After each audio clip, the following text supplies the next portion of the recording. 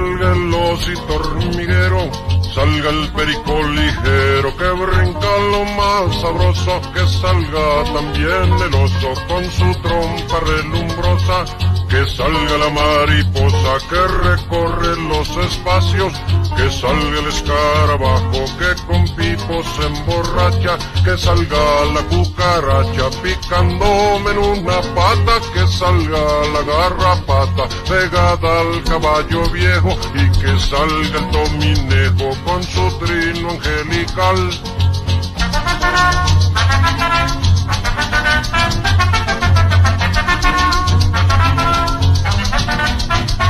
Salga también el caimán con su boca bien abierta, que dejen en paz la puerta para pasar la culebra, que salga también la cebra corriendo más que un curí, que salga el jabalí con ese cuerno en el pico, que salga también el mico funcionando en la maroma, que salga también la mona dañando todas las cosas, que salgan las mariposas de 400 colores y que salgan los leones persiguiendo a todo el mundo.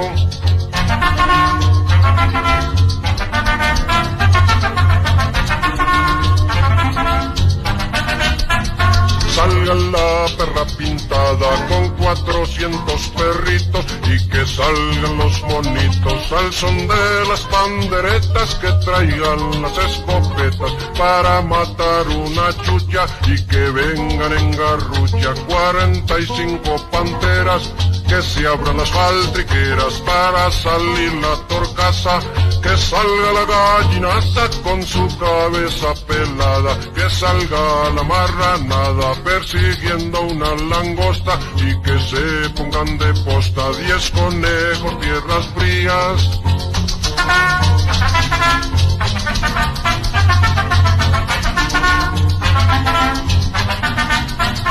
Y que toquen las matacas para salir los leones y que salgan los gorriones al son de las panderetas, que traigan las escopetas para matar un erizo. Por último les aviso que quiere salir el zorro, que preparen el ahorro de 400 pesetas para pagar los poetas que necesitan los reales, y este relato se llama La salida de animales.